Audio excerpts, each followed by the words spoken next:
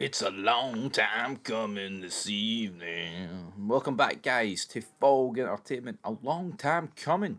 Season 1, Episode 6. Franklin turns to Jerome for guidance, resulting in an unexpected encounter.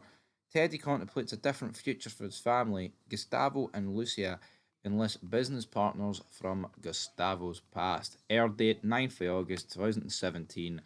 Let's dive into it. We begin with Victoria. A young woman is running around LA. She's putting up posters. Turns out this is one of the girls that, one of the girl's sisters that Alejandro killed. She OD'd, so she's looking for her sister. How's that going to go? We cut to Terry. He's cleaning a wound off his nose. He then hears a wee voicemail from Julia. He tells Alejandro, sort us out with a dealer. Alejandro points out, I ain't no drug dealer, but Terry, he has to go to Washington, D.C. for a couple of meetings, packs his suitcase. Brilliant. We then see Franklin, Leon, and Kevin. They arrive at Claudia's nightclub. Leon and Kevin are just two fucking goofballs. Like, yeah, I get it. They're like, what, 17, 18, 19, somewhere in that ballpark, but fuck me, man. They're just absolute idiots. Claudia basically buries them to their face. Franklin then pulls out 4 kilos hard cut Colombian cocaine. She grabs the money but says, you know what, I only want two. She's like, no, I'm an entertainer, not a drug dealer. So I only want two. A lot of people saying they're not drug dealers this episode.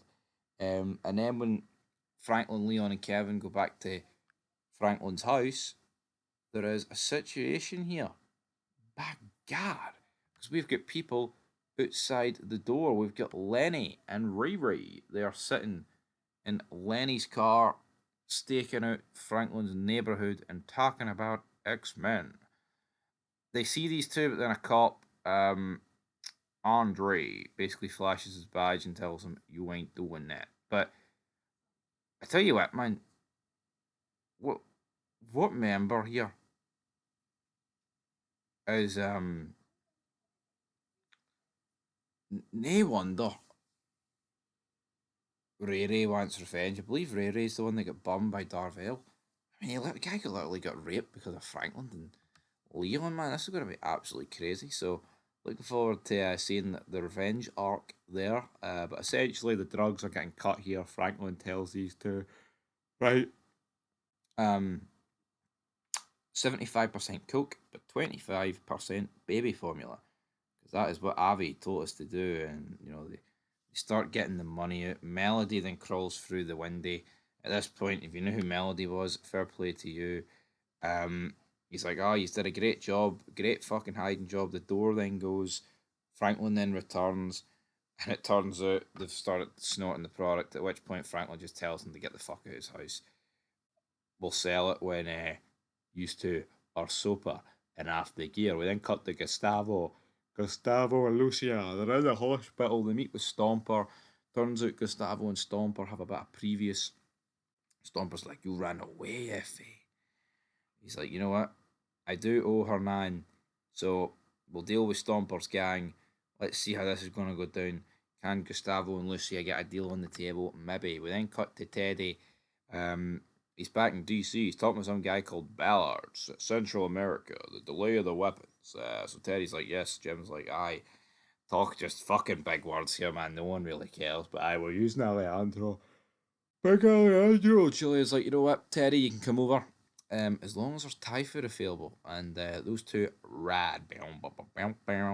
Teddy then goes back to Los Angeles. Looks like he's probably going to get out. He says, I'm going to run the business for here so we can get together, Julia. Got a feeling that's still. I wouldn't be surprised if Julia died this season, man.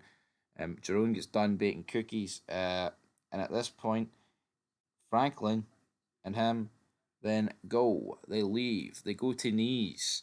Knees, played by, I believe this guy looks like the spitting image of massive genius in The Sopranos. I would bet a lot of money this would be the case, but we bet you a history lesson here. We don't touch drugs. We don't touch cocaine because, the Mexican cartels run that business and, you know, things between the blacks and Hispanics aren't very good. Well, they're not. They're definitely Not, my friends. Absolutely not. But Terry, he's got one more chance as he heads back to LA. Franklin goes back to Nees' store the next day. Nees gives him the location of the cartel. Do not really understand this, man. Honestly, this is just absolutely crazy. They were throwing darts as well at a Ronald Reagan poster. I like this, but these is like, oh, my time's in the 50s. This guy's not even that old. You know what I mean? It don't matter. What gang? Yeah. So Lucia and Gustavo. There's a scene where like they dance. Just a bit of a fucking cringy scene. Gustavo and Lucia don't really have an awful lot floating about them, but Franklin had to give Nees $1,000 just to get this information, man. Didn't come cheap. Did not come cheap. Um, right. So then essentially we get the Gustavo and Lucia. They go to Hernan's. They run into this guy called Memo. Memo's like, "Oh, you come with the deal, Lucia." And then Gustavo fights for her honor. He defeats him. They agree to the deal. Let's sell all the drugs. Let's work together. Let's do this. Let's do that. Um, Franklin then returns home. She's like, "How did you do that, Franklin? How have you done that?" Franklin's like, "Oh, well, you know what? How about I take the car and I'll get the oil changed and all that." So what he does is he leaves and he heads to the cartel location, which of course is the exact same location that Gustavo and the big man are at, Lucia. Teddy arrives back in LA with Alejandro. They then go to a restaurant. Alejandro notices the picture of the missing girl and he's like, "That's the girl I killed." It's like, damn, holy shit. But a gang member then wraps the window of Franklin as he's parked outside the address he gave him. And the gang here is called Los Marroques. So Abraham knocks on the window. Franklin gets a bit of a beat down here. Window gets smashed. Then we get like a confrontation scene where Lucia and Gustavo essentially save Franklin's life. Well, with more Gustavo. What's going to happen here?